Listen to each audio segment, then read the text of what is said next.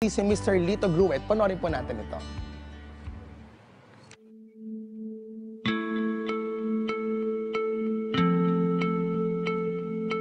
Kinatatakutan, pinandidirihan, at nilalayuan.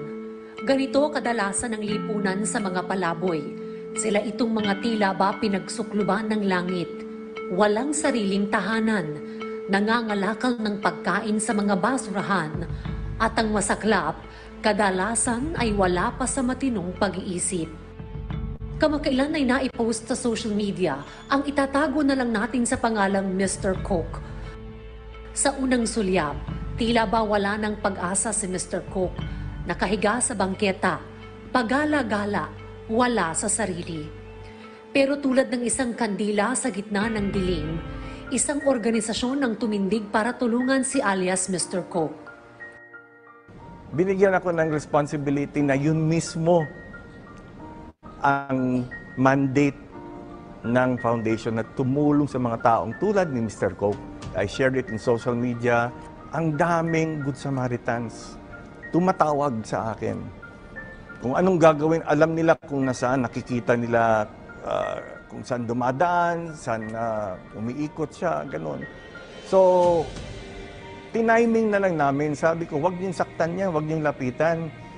Kasi baka magwala di ba? Pag sabihin niyo, i-report niyo lang sa amin kung nasaan siya at kami na lang bahala.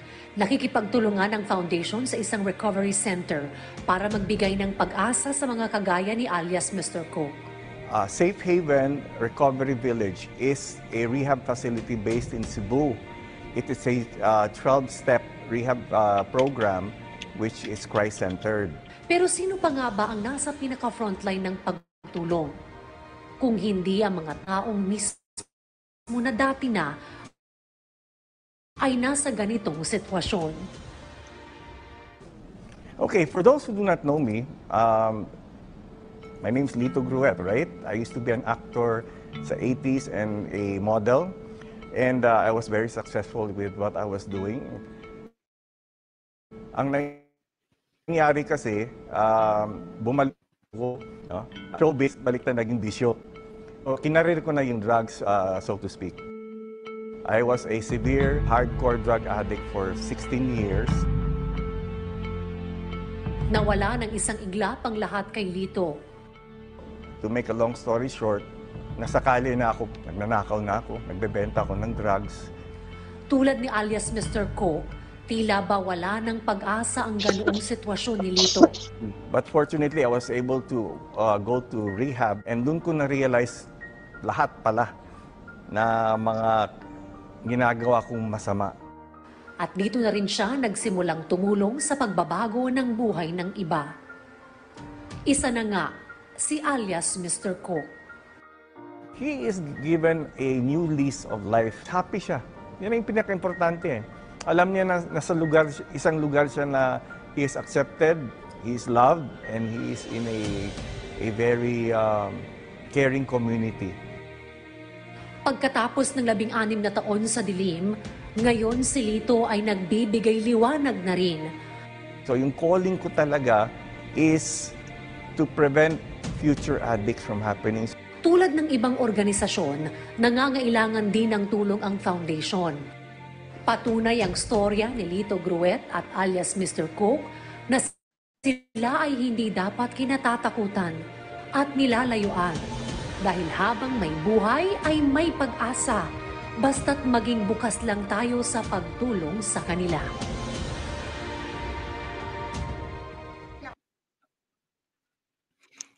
Okay, ayan Gina, let's of course, okay, palakpakan natin. Would you like to introduce our guest all the way from the Philippines?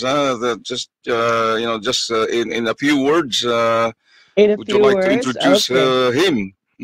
Right, okay. Ladies and gentlemen, may I call upon the director of BAI Foundation, Battle Against Ignorance Foundation, a Yes. very humble and down-to-earth human being. Ladies and gentlemen, please But before welcome that, Lito hindi mo Gruet. sinabi, actor and model din siya. Oo. You know, in But the I just, dekadang 80s, yeah? I know, but I thought na it was already featured sa Okay. video. So mine was Aha. just short and sweet. Okay? Yes, short and sweet. Okay. Short and All right. sweet. Para magkaroon tayo ng magandang chikahan about this BAI Foundation, let's welcome Bye, brother. Sir Lito Gruet. Okay. Hello. Mabuhay, Brother Hello. Lito. Hello, Chairman Fred and Gina. Hi, can you hear me? Yes, I Parang can hear loud you Loud loud and and clear. clear. Ang ganda ng audio. Okay. Magandang gabi po sa lahat ng mga kababayan natin all over the world and everyone listening to your Balangkay Teleradyo program. Napaka-importante talaga para sa mga OFWs, lalo na yung mga nalulungkot, no? Malayo sila sa bahay. And it's people like you with programs like this that really bring these people closer to home. And Gina, thank you very much for what you're doing. And it's really an honor na sa dami-dami ng mga foundation at mga charitable institutions na pwede mong tulungan, ay nag-reach out ka sa amin. Kasi tama-tama naman kailangan talaga namin ng support para tumulong dito sa mga tinatawag natin na pinabayaan na ng society. Ganun na nga. Magandang ano. Anyway, first thing first, Sir Lito, Brother Lito, introduce yourself to our listeners, not only in Australia but perhaps in other parts of the world na may mga Filipino community tayo. Hometown, when did you had a break in show business, things like that. Okay, para sa mga Bisaya all over the world, mayong gabi is kaniyong tanan. You are Para sa another mga Ilong, Bisaya, huh? oh yes, pure Bisdap by heart. So mga Ilonggo, maayong gabi sa inyong tanan. I was born in Bacolod also, and buenos noches a todos los españoles all over the world. Yes, Okay. mabuhay. So my name is Lito Gruet, and I was born in Bacolod, but I grew up in Cebu City. That's where I Wow. studied. Yeah. So tulad ng karamihan ng mga bata, no, may kanya-kanya kaming plano. Nagtanong yung mga teacher kasi sa atin, nung bata pa tayo, what did we want to be when we grew up? So all the children would answer different careers, right? Fireman, pilot, doctor, nurses, engineer, accountant. Ako, I wanted to become an architect. So I studied architecture. I studied at the University of San Carlos Boys High, and then I studied in University of San Carlos main building, and then in Talamban. So that's where I took up 2 years of architecture. Now, tulad ng sinabi ko, yung mga bata pa tayo, tinatanong tayo ng mga guro kung anong gusto natin maging paglaki natin. So marami mga karir, pero wala naman siguro pag nagtanong, sinong gusto maging addict? Wala siguro magtataas ng kamay. Wala. O sinong gusto maging alcoholic? O sugarol? Wala magtataas ng kamay. Pero Yes. itong inyong problem, bakit millions and millions of people are falling into this trap? No? So ako, isang tao rin na ganun din nangyari because I was ignorant. And this is what we are battling now, the ignorance of the people and the children to realize that they should know the consequences of their choices, no? Which is very much lacking. Ngayon, nung nag-aaral ako, meron nag-alok sa akin na mag-fashion show kasi matangkad ako. Meron isang show na sa department store. Doon din sa Quezano, just like, pero white gold yun, Gina. White gold pa before nasurog. So, I was with, hindi lang tayo nag-abot, but that was 1979. Nag-show kami. Yeah, we were offered 50 pesos per show. 50 pesos lang, pero masaya na kami. Masaya na kami ni Queenie. Kasama ko si Queenie noon eh. Anyway, I got so hooked with the feeling of being a model. Kasi Gina knows this very well. it is an escape when you step on the ramp. For that moment in time, you are transported to a different world.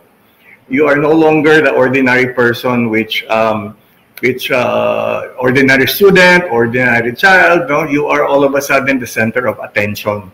So model ka ngayon, hinahangaan ka ngayon. So this is something which is not experienced by just everybody. So what happened was, I felt so attracted to becoming a model that I went against my mother's wishes when I said I wanted to go to Manila and just try my luck there. Ayaw niya kasi sabi niya, Lito, old fashion ng mama ko, sabi niya, pagpunta mo ng Manila, ako, mapipikot ka dun. Tsaka galit yun sa mga mistiso, mga tao dun. Daming mga warnings eh. So, ang ginawa ko, tumakas ako. Kasi I really wanted to try kahit na isang department store lang sa Manila para lang masabi ko na nag-model ako sa Manila. Kasi dati big deal yan eh. Paggaling ka ng Manila, big deal na big deal. Ayaw, so tumakas ako. I only had money for 2 days. 2 days or 3 days worth. Unfortunately, wala pa kasing internet no. Hindi ko nahanap yung mga taong hinahanap ko. So, I was about to go home na. But then, sabi ko, I have to try at least one disco, yung mga sikat na disco. So naghanap ako ng yung top disco, naghanap ako ng isang waiter na Bisaya. Kinausap ko, sabi ko, basig pwede pasudlon ko nimo because I could not afford the entrance, no? I could not afford it. And the Bisaya na waiter, siyempre, kababayan, taga Cebu. Sige, sudris, pinasok ako. So I had one beer on my hand for about 4 hours. Hindi ko maubos-ubos kasi pag naubos, hindi na ako maka-order. There was somebody who approached me and akala ko pick-up line ngayon eh. Akala ko pick upin ako eh. So, sabi sa akin, Dito, would you like to become... sabi niya, are you a model? I said, why are you asking if I'm a model? Sabi ko, medyo maarte pa ako nun eh. Medyo papresyo ako ng konti. Sabi niya, because if you want to become a model, here's my card, you see me tomorrow. So yung heart ko talagang, sabi ko, wow, modeling, totoo kaya ito. But then again, sabi ko, baka pinipick up lang ako, so di ko alam. So I said, I'm here now, what do I have to lose? So the next day, pumunta ako dun sa shop niya. Little did I know that yung Jose Moreno pala na nasa card niya is the Pitoy Moreno. Wow! Siya yung Pitoy Moreno. So, nung pumunta ako, para sa mga kababayan natin na hindi yung medyo bata-bata pa, hindi nyo kilala si Pitoy Moreno. He was known as the fashion czar of Asia. So siya nagbe-base lahat ng mga dignitaries, mga royalty, mga mayayaman, si President, si Imelda, lahat, kanya yung lahat yun.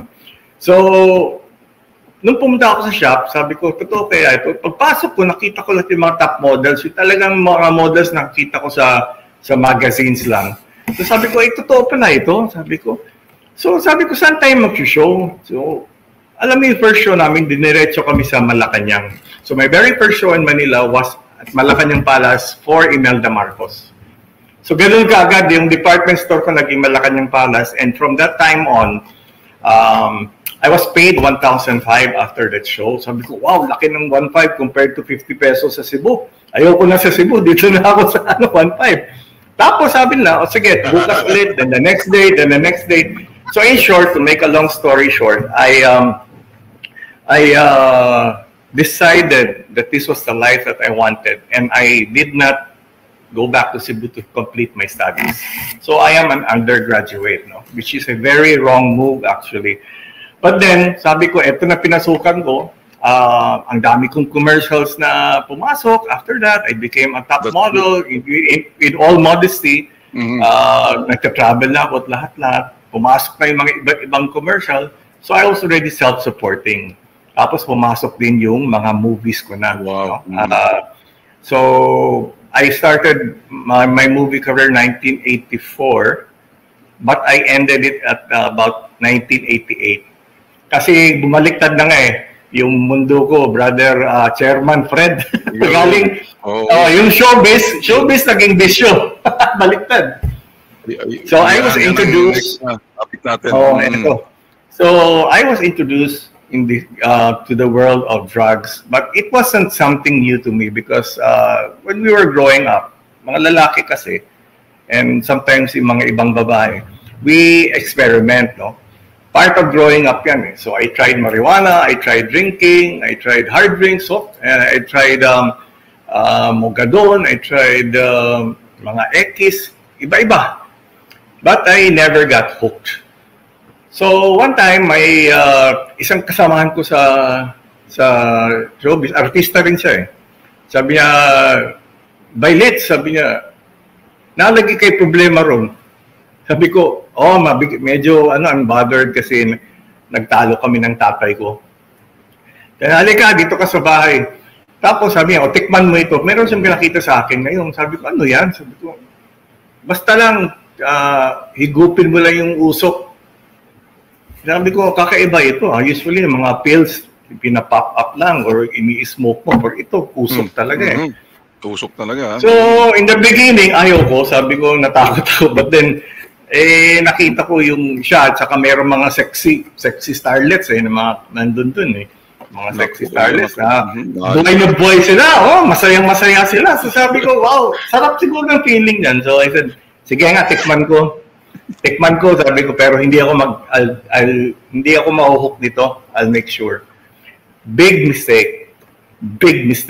Because the moment I tried it, hooked na ako talaga. How old were you then, roughly? I was about 25 or 26. Okay. So medyo matured na rin. But the thing is, iba kasi itong drugs ng shabu eh. It doesn't just affect your body, it takes over your life, your entire life. To the point wherein yun na naging Diyos ko, pinagpalit ko yung pamilya ko sa droga, pinagpalit ko yung karir ko. Ayaw ko na sumama sa mga taong matino, yung mga barkada ko na puro naging kriminal na. So nawala yung bahay ko, nawala yung kotse ko, benta lahat. Wala na akong ari-arian. I stopped working because I would rather be hanging around with fellow drug addicts and drug pushers. To the point wherein in 10 short years, ilang beses ako nahuli, 5 times, I was convicted once, I was beaten up by the police, I was almost executed by a drug syndicate, I was driving carnap cars. In 10 years, kung dati, yung mga kasamahan ko puro mga sosyal, no? Mga politicians, mga models, artista, no? Na mga who's who in society. Ngayon, fast forward 10 years, ang mga kasamahan ko, yung mga barkada ko, yung naging friends ko ay puro na carnapper, hold-upper, prostitute, bugaw, bukas kotse gang, human trafficker, sino pa yun, yung forger, all kinds of criminals. Nakikihalo-bilo ako dun sa squatter kasi in and out ako, dun ako tumira sa squatters area. So if you watch the interview of Julius Babaw Unplugged, nasa YouTube yan, makikita mo yung buong story na yun paano. But anyway, so ang nangyari noon was that umabot sa punto na doon ako natutulog sa kalye, sa Rojas Boulevard, sa mga nakaparadang jeepney, kasama ng mga malalaking lamok, mga ipis, mga daga. Tapos doon ako sa Rojas Boulevard, doon ako natutulog. Tapos nagsha-shoplift ako para kumain. Nagnanakaw ako ng mga empty Coke bottles na ninanakaw ko kasi di-deposit ko yun eh. Kasi pag dineposit ko yung 5 pesos yun, dahil dalawang Spanish bread na yun. May deposit may ulam na ako for the whole day. Meron akong dalawang Spanish bread. Yun eh. So, but then, several times, ay nagkalkal ako ng basura para maghanap ng pagkain, no? Mga tinapon na fast food packs. Now, a lot of you will be sometimes wondering if it's true. But I'm telling you, right in front of you now. Hindi lang ako ang naka-experience ito. You go to most rehabs, you listen to their stories, and you will find out everything that I'm saying is just a day in the life of an addict. Nothing spectacular yung ginawa ko. So, isipin mo dati kumakain ako sa masasarap na pagkain ng Malacanang na minsan galing Japan pa, nililipad nila noon. No? Tapos nagkakalkal ako ng basura. So it's very extreme. Yeah, very extreme. So, Lito, Pero, how long was this episode of your life, itong the darkest episode of your life? How long did it lasted? Nag-start hanggang 25 years old. Hanggang 1984 to the year 2000. So 16 years ako na hardcore drug addict. Wow, that's you know, a long time, huh? That's a long time. So nakita niyo yung picture ko, the one you flashed earlier, nakita mo ang difference ng 39 years old tsaka 62 years old. So yan, that on the left is 39, on the right is 62. That was last year. So you can see the deterioration, anong ginagawa ng droga sa akin noon.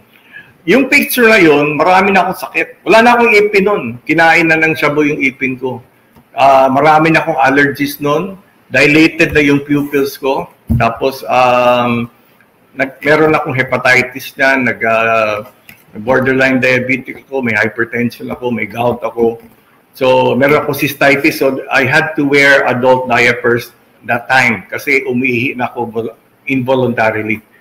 So, parang tumanda na ako ng 80, 90 years old. Nagkakasakit na ako.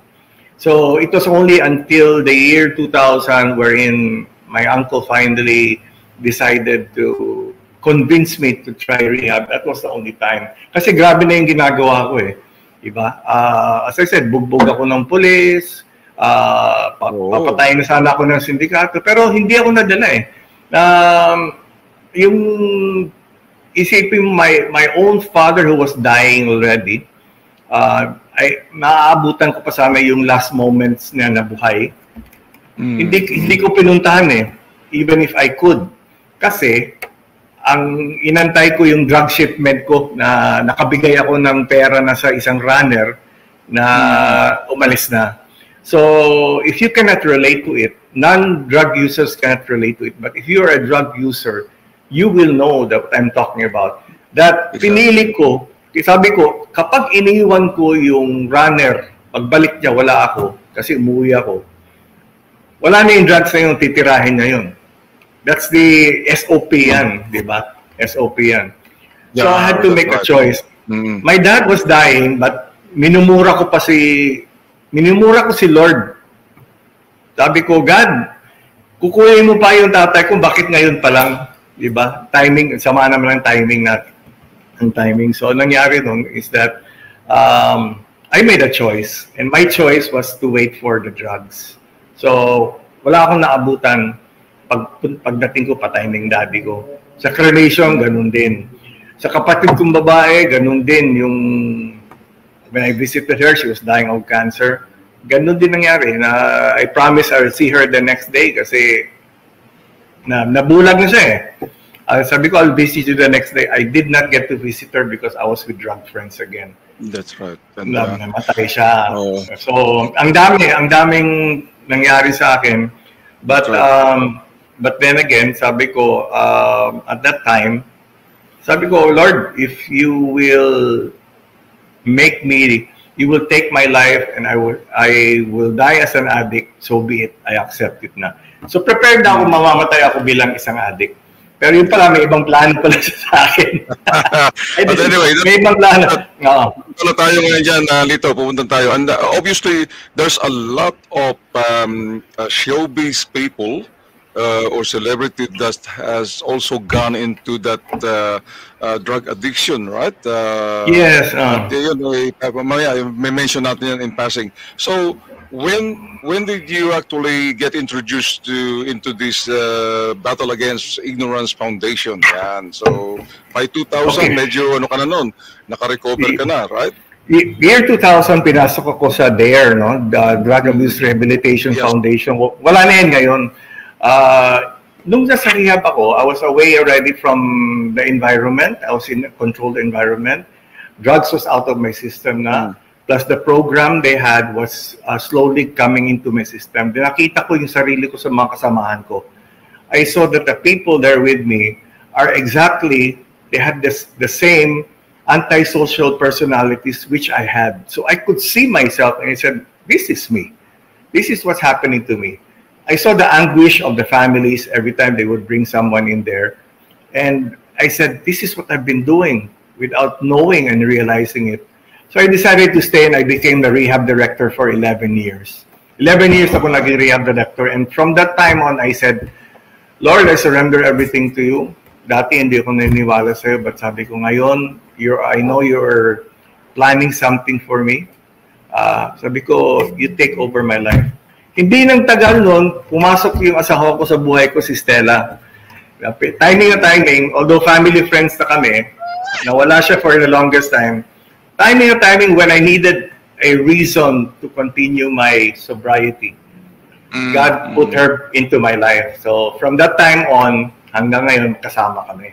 So for the past, sabi ko, Lord, sabi ko, ang daming namatay. I could have been dead. I could have been in a mental institution. I could have been in jail. But nandito ako, pinalaya mo ako, you saved me. So I dedicated my life to giving everything back to Him for Him. So for the past 24 years, I have focused on drug abuse counseling, and I have been a drug abuse resource speaker in all the schools, pati sa Hong Kong, sa mga OFW natin dun. I'm sure kung meron taga-Hong Kong, mga taga-Hong Kong dyan nakikinig. Ilang beses na ako nag-talk dyan sa Bayanihan Town Center kay Ma'am Tess Ubamos dyan sa Kennedy Town. Lagi, every time I go to Hong Kong, nagtatalk ako dyan. So anyway, for 24 years, that's what I've been doing.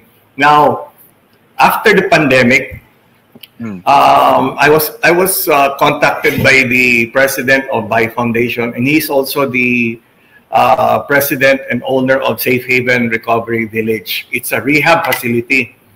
Ngayon, sabi niya, Lito, would you like to work for Safe Haven with us? Since you have the experience, sabi ko, pass muna ako, ayoko nang. Sabi ko, pagod na ako sa yung magiging hands-on, I will help. I will help counsel, I will do drug abuse talks, but ayoko nang maging bahagi na kasi very toxic. Toxic, stress. Mahirap yun. Isipin mo. Meron kang 60-70 people who refuse and they are in denial. They refuse help and are in denial. You have to help change them. Ang hirap nun.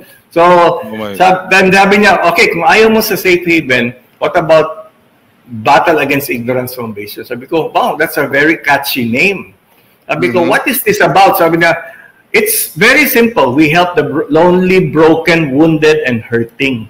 So basically, yan ang ginagawa ng Battle Against Ignorance. Ngayon, bakit ang tawag niya Battle Against Ignorance? Because we have to battle the ignorance of the people.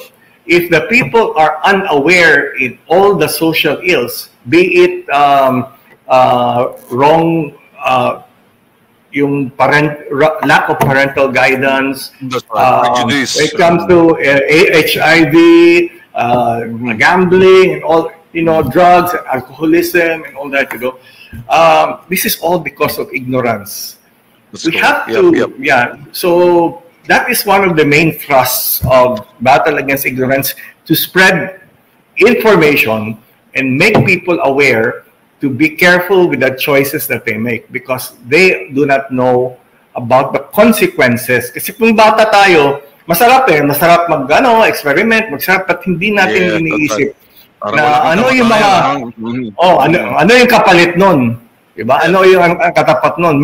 Many enablers, parents that are enablers, do not even realize that it's a crime. They forget that it's a crime. Diba? So, so another thing I am fighting for also is to remove the stigma of the people kapag sinabi na drug addict or in recovery, masamang tao na, no, we are good people that made wrong choices.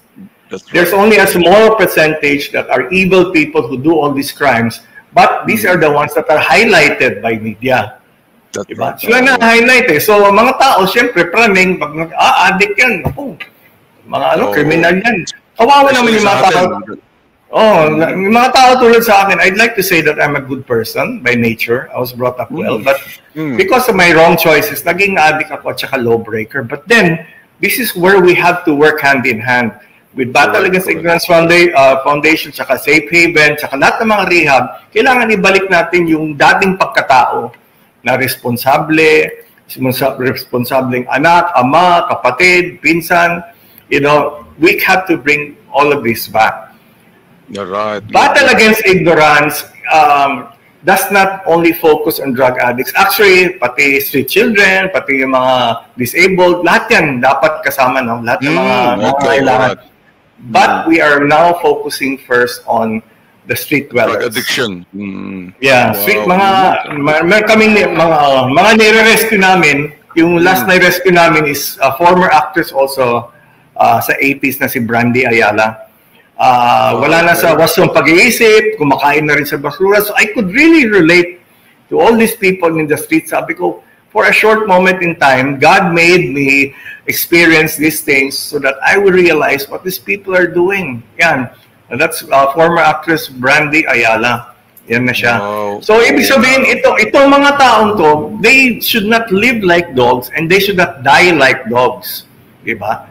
Meron pang pag-asa kasi na they will enjoy the last few moments of their lives because they are God's children also. Yes, Ang mga tao kasi pag sinabing, taong grasa yan, mamatay na yan dyan, bahala niya. Kasalanan niya. Terminology sa atin, yung taong grasa, you know, parang you don't want to know them, you don't want to see them. Tsaka, Brother Fred, hindi alam kasi ng society that they are victims. Actually, I'm not defending the drug dependent, no? Kasi they are they should be responsible for the choices they make. But if you go to all the rehabs, you talk to all the social workers, and you find out ang background ng buhay nila, 99% may trauma na dinaanan yan. Simula bata pa yan or trauma while growing up. Ito mga taong grasa, hindi naman nila gusto maging taong grasa eh. Mga taong kalye. Yeah, but if you look at their background, kung bakit nabaliw na yan, bakit naglalakad na yan na nakahubad, bakit na ano na, kasi meron din nangyari sa kanila. So we never ask bakit mo ginawa yan? Bakit ka naging addict? Ang dapat natin tanungin is ano nangyari sa iyo na umabot sa punto na naging drug addict ka? Because drugs is not the culprit actually. Drugs is the escape. So yun ang ginagawa namin ngayon. That's why Gina was kind enough to feel what we are doing. Sabi niya, Lito, I want to help you be part of it kasi kailangan talaga namin ng resources kasi unang-una we are caring for about 11 street people. They are now in the facility in Safe Haven but we have to pay for the medication. Napakamahal ng antipsychotic meds nila. Lumalabas na bawat isa mga 5,000 pesos yung isa every month, plus their food, their shelter, and everything. So I need help. Yeah, very interesting yan, Lito, because sa mga nakikinig sa atin ngayon, especially dito po sa Australia, in how many ways or what ways can they actually support or help itong foundation? Yan. So, are there many ways or what is the most important way that they can support the foundation? Yan, si Gina, isa yan. Of course, yeah. I'm already like, you know, I'm already a captive. I'm a captive supporter for this one, Lito, for your. Thank you. Thank you. Shakeford is actually going to attend, which is really, really good. And then I have a few people that they might not be able to attend the function itself. However, they are buying raffle tickets because I got raffle. Yeah, they're showing their support by buying raffle tickets. I said, okay. Wow. So which is really, really good. And and then as I said, it is not a huge crowd because I want to engage with the people that I am inviting. Be more intimate. Yeah, you have to be intimate with them. It's gonna be intimate. Yes. And also, I mean, the main attraction of this is basically the support to Buy Foundation. Okay, that is the main attraction. But also, why did I do it in the middle of winter? And then why is my function called the Dragon Awakens. Judged Up? Well, Because okay. a footnote to this event, I'm actually turning 60 on July 30, which is a no, you're not. Tuesday. Which is a Tuesday, and then I thought the first Saturday happens to be August 3. So I'm born on the year of the dragon, and that's why. And then I love the term called "zhuzhed up," which is embellishing, enhancing, and stuff like that. Embellishing, huh? Mm-hmm. Yep. And That's also, it's all recycled clothing as well. I'm a big supporter of the R fashion. Yep. That's right. And Oh, then that's good. also, Lito did invite me to go over sa Philippines to participate, but I said to him that I'm unable to go over because I've got commitments here in Melbourne. However, I can do my own initiative in my own little way, Yes. and Mhm. then this is it. This is it. Thank you Your so much. little way, Gina, your little way will become huge Well, as this will snowball, huh? Mm-hmm. Basta galing sa puso. Brother, Chairman Fred. Yes. Chairman Fred, for now, we try to be beneficiaries of different events. No? It's difficult, marami competition eh. But I would like to ask our kababayans, for those of you, everyone listening here, if you could spare anything, any amount. We are registered by the Security and Exchange Commission. We are accredited by the Cebu City government. I can issue donation receipts from the BIR for the amount that you will give. Any amount will help. Kasi napakalaki. I have to raise about 100,000 a month to be able to sustain. Wow. Alos wala. People give 500, 1,000, 2,000, ganun. So, mahirap mag-ipon ng 100,000 sa isang buwan. Of course. And really... Actually, marami akong business na dapat pasukan eh. I wanted to go back to showbiz. Pwede, kasi my sister-in-law is Chanda Romero, no? My wife's sister. Napakadali sana bumalik. I tried getting into so many other businesses. Laging palpak, laging either naloko kami, hindi natuloy, or nawala lang sa parang bula. So sabi ko, Lord, paano ako makakabawi, di ba, na wala nga lahat sa akin. Dito niya ako dinadala. Alam mo, nabanggit mo si Chanda Romero nung binanggit mo na she is a family member. I got excited. Alam mo, idol ko yan nung ako'y kabataan pa. Talagang idol ko yan. And I was surprised that she's still around. Yeah, very much around. Very much pag napasyal tayo dyan sa Cebu, yan ang hihilingin ko sa'yo para ma-meet si Chanda Romero. No, she's based in Manila kasi siya very active siya sa mga teleserye ngayon. Really? So she's still in the game. So anyway, yes. Panoorin natin yung ibang mga celebrities that are supporting your Battle Against Foundation. Because I think we've covered everything. We've covered everything about the battle against ignorance at the Safe Haven. We know what they're on about. We know how we can help them. So ipakita natin yung ibang mga celebrities that are really supporting behind your effort, your gigantic effort na maipagpatuloy itong battle against ignorance. And this has been going on for only four years, just before the pandemic, di ba? Nag-start ito. Actually 2015, pero naging dormant. So walang nagpapatakbo. And then nag-pandemic siya. So kanya-kanya na yung mga nagpapatakbo. So now you're coming to the picture.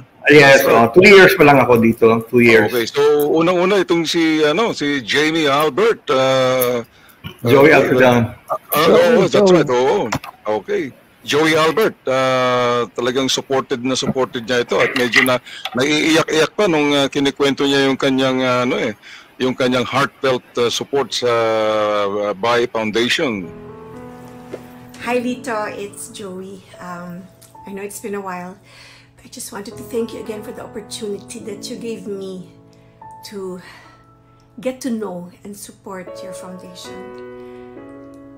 And it's just really what wonderful providence that after so many years, since the 80s, God would suddenly put us together. Maybe at the time that both of us are in a place where we can be His hands and feet, because that you certainly are.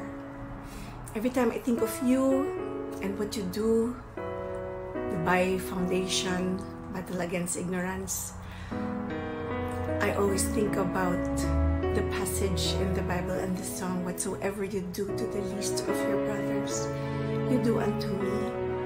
And Lito, wow, you have fulfilled every line of that song and you live it. When they are hungry, you give them to eat. When they are weary, you find rest for them. And when they are homeless, you open your door. And I can think of no greater, more noble kind of life than the one you live. So I just want you to know how proud I am to know you. And how happy I am talaga that we reconnected after all these years. I know. Mabuhay. So isa lang yan si Joey Albert. We had no need to introduce this gentleman. Ito mga mula sa mga nasa edad na 60 plus kilala na ito hanggang siguro sa mga millennials natin yan, kilala pa rin ito. None other than Congratulations to my friend Lito Gruet, who is now the Executive Director of Battle Against Ignorance Foundation and at Safe Haven Recovery Village. Shout out to the guys who are there right now. Piece of advice. Call upon the Lord as you take this very important journey in your life. Because with God by your side, nothing is impossible. And God will always guide you. Take good care and stay safe. Ayan. Okay, so ilan lang yan sa mga ito si Miss Carmi Martin, ito, supporter din ng Battle Against Ignorance. Hi to my dearest friend Lito, and hello also to the staff of Battle Against Ignorance Foundation and Safe Haven Recovery Village. Mahal ko kayong lahat. God bless you. Wow, okay. Very interesting yung mga supporters mo, Brother Lito, talagang they are supporting because of you there in the helm of Battle Against Ignorance. So I think meron pa tayong dapat siguro pag-usapan at we're really running out of time, but don't worry, we own this station, so we can go over time. No problem. So what is the vision now of Battle Against Ignorance Foundation? What are your vision for the next 5 years, for example? Tell us about that. Well, our vision is to really find ways to educate the general public because, as I said, being ignorant about the social ills means you're unaware. We have to start with the children. My passion is really going to different schools and talking and warning them about addiction because, in a way, it is a form of deterrence already. Because we can never protect our children, especially now at the advent of internet, wherein temptation and all these negative ideas are already in the palm of their hand, in their cell phones, in their laptops.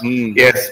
So our thrust is really to help spread the right information and to make people aware on the dangers of drug abuse, and also of and to correct the notion that addicts are all evil people already. Evil people. And of course, when we get blessed with the right funding, we will be able to help more people and help the city government, because the Cebu City Mayor, Michael Rama, his vision is to have a Singapore-like Cebu, which one of the highlights there is to remove all the mendicants and street vendors and street dwellers from the city. So they cannot do it alone, and we also cannot do it alone. And we would like to be helping the government. You know, sa amin kasi is we believe that nobody is really hopeless. No? That meron kaming isang tulungan na ano rin siya, very viral siya, no, na lumabas na siya sa Kapuso Mo, Jessica Soho. He was a 20-year beggar, but he was a former teacher.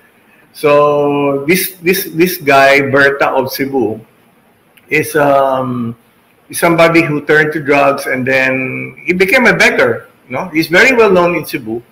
Tapos ngayon, when he was brought to Safe Haven by a concerned citizen, a vlogger called Anton Camilo, nagbago yung buhay niya, diba? Kung dati nagbebeg lang siya dun sa sakali, ngayon he is gainfully employed in Safe Haven. He got his very lucid na siya ulit. As a matter of fact, when we do our drug symposiums, he joins us, and he is now an inspirational speaker. Wow, that's diba, yun ang challenge namin eh. Kasi there's so many people who help children, and for good reason, no? Kasi they are the future eh. Pwede pa sila tulungan, makorek yung buhay nila, whether they are children in conflict with the law, or mga street children, or mga, you know, pwede pa sila, mahaba pa yung buhay nila, pwedeng tulungan. Yeah. Sa amin kasi is more difficult, because in the first place, unlike children, you cannot immediately see the reciprocation of their gratitude. Halimbawa, makita mo happy na sila, they have a home now, malinis na sila, nakakakain na sila ng maayos, everything. Merong isang community na tumutulong sa kanila, which is Safe Haven. Although separate entity kami, we are not a rehab facility. We just coordinate with them. Hindi mo nakikita kasi meron silang psychosis pa eh. So medyo mas mahirap sa part namin to feel some gratification. But the mere fact that we know that they are in a better place now, and they are in a community na inaasikaso sila, kasi aside from meron silang shelter, meron silang tubig, meron silang kuryente, binabayaran ng Safe Haven yan. May access sila sa mga doctors, nurses, occupational therapists, psychiatrists, psychologists. May access na sila. So natutulungan talaga sila there. Kami naman, by Foundation, we help support them financially. So, so yun ang mission namin, na kung pwede lang tanggalin na lahat sila and give them a better life, because tulad nga ng marami nga nagtatanong sa akin, yan ba ang passion mo talaga? Sabi ko, dati nga, di ko alam anong direksyon ng buhay ko. But then when I remember Mark, when God's, yung the book of Mark. Matthew 25 verse 14, yung sinabi na, whatever you do to the least of my brothers, you do to me. You do to me. Amen. This is what we do. Dito natin, ibig sabihin, sabi ni Jesus dyan, kung gusto ka magpasalamat sa akin, doon ka magpapasalamat doon sa mga tao na dapat tulungan. Mga kapatid, yeah, that's right. Naku, napakasarap ng ating usapan, Lito at Gina, but we have to reserve some other topics. Marami pa tayong topics, at hindi lang ito ang ating huling pag-uusap. This is just the beginning of our advocacy for Bahay Foundation and also for Safe Havens. And final word, Sir Lito, sa ating mga kababayan here in Australia. And don't worry, we will actually replay this interview over and over again. Okay, so final word. Para sa lahat ng mga nakikinig, mga taga-subaybay ni Chairman Fred dito sa programang ito, sa lahat ng mga kababayan, mga OFW, whether Bisaya, Tagalog, Ilonggo, or whatever, no? Yes. Sana po na wag po natin silang kalimutan itong mga tao na nangangailangan ng tulong, itong mga tao na helpless, no?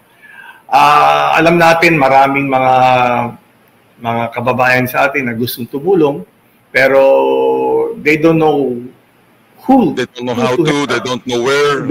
Yes, exactly, ganun. So sa akin naman is that, we're not asking for millions naman eh.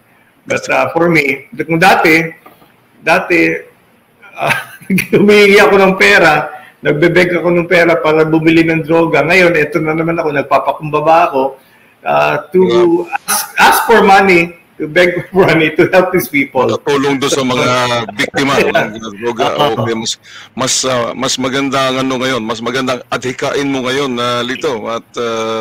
And I think the Lord, the Almighty, will be with you.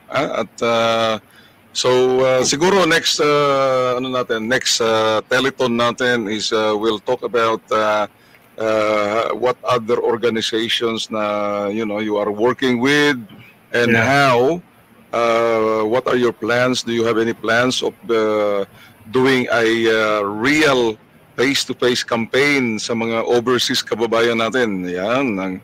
Yeah, if I get the chance, like for me, ang pinakamadali sa akin is Hong Kong kasi we are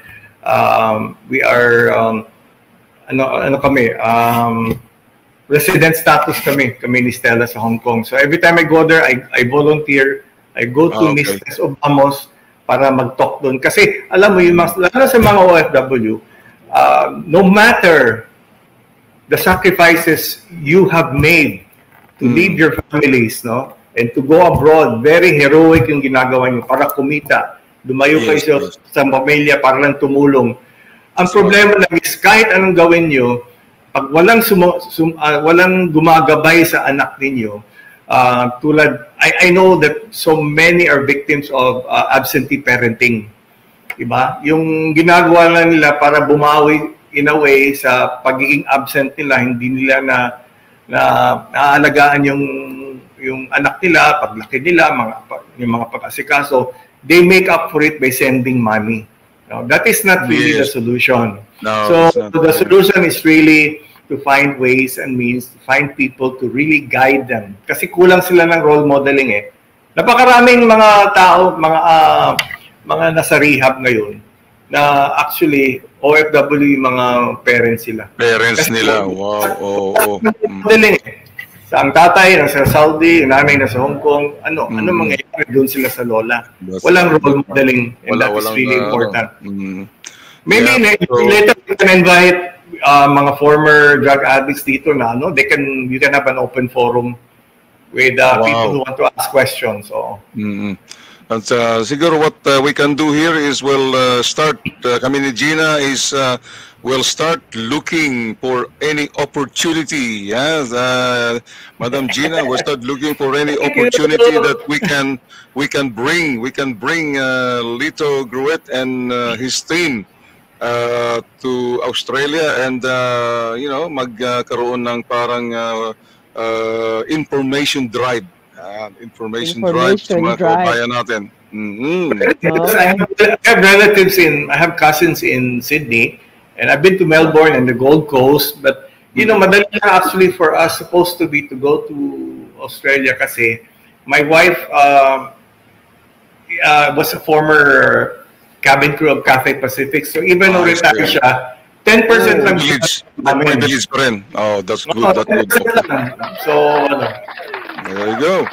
I think they picked the right person, the right couple to lead the battle against lead the battle against ignorance. Okay, maraming salamat Toto Lito and also to Sister Gina. And as I've said, this is not the last time that we're going to collaborate. This is just the beginning of a long-term collaboration of our barangay here in Melbourne with the Bay Foundation.